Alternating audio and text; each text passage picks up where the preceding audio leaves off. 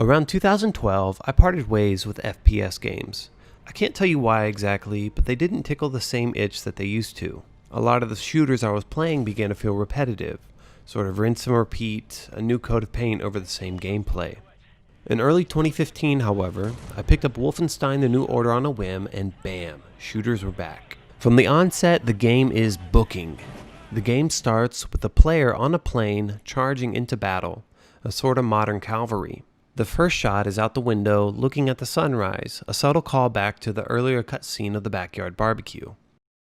The player is met with an on-screen prompt, move the right stick to move around. The game is wasting no time in telling the player how to operate the game. Through a quick dialogue exchange with Fergus, the player is given their first task. Clamp the fuel line to engine 6. Looking around the room, there's only one way to go, through the door to the left. The door placement is actually following a simple but effective rule I'm going to call the 90-degree rule. If the player needs to find something obvious and quickly, don't hide it too far from the player. It shouldn't be more than half a turn away, and the game does that here. Moving through the corridor, a sign with an arrow says fuel line compartment. We're on the right track. As the player approaches the flaming fuel line, they hear the next set of instructions via the radio. They need tools to clamp the fuel line, and they're located in the cabinet next to the cockpit door. We have another on-screen prompt to press square and to take the tools. Lots of safe practice for gathering supplies. And this is actually very important because unlike other shooter games, Wolfenstein the New Order requires the player to press a button to pick up ammo. It's not automatically collected. So we get more urgency from Fergus, push a button to interact, and after, the player receives more instructions.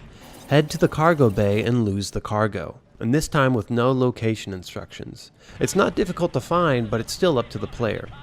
Light and a leading line point down the corridor that leads to the stairs. Down the stairs, the game automatically readies the player's knife. A mix of on-screen and audio instructions tell the player they need to cut the straps.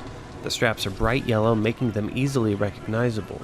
The button used to cut the straps is the same button used for melee later in the game. Again, great practice before jumping into combat. Climbing back up the stairs triggers a small explosion, adding tension to the previous sequence, and once the smoke clears, the player gets a glimpse of the outside dogfight through the hole. Back in the cockpit, things are turning spicy. Again, press a button to interact, and Blasco drops down into the turret cockpit. The player receives more on-screen instruction, zoom and fire. The game also does a tremendous job at providing feedback to the player. Audio and visual cues signal enemy fighters are down. So let me pause real quick. What exactly is happening in this sequence? The player is being taught the core mechanic of the game in a relatively safe way. Shooting is at the core of all FPS games, duh, but Wolfenstein lets the player play with the controls before adding other layers of gameplay, like movement, stealth, and cover. It is possible to die here, but it's pretty difficult. Also note the silhouette of the enemy and friendly ships. The designers made it very easy for the players to distinguish friend from foe. Once resuscitated, the player is locked in the cockpit, informed via the GUI. Here we're told to grab the radar handle. It's big and yellow, very difficult to miss.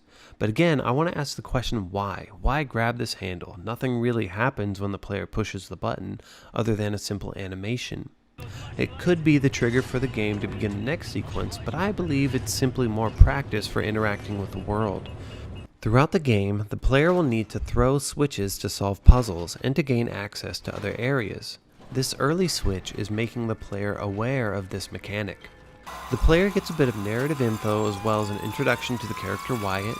Things heat up until more instruction from Fergus is given to open the main door and to press another button. Fergus jumps, a plane explodes in your face, and the player is prompted to run and jump in the most epic Wolfenstein action movie way possible, from moving plane to moving plane. And that ends level 1 of Wolfenstein the New Order. Thanks for watching, and again, if there's a game you'd like to see broken down, please leave it in the comments below.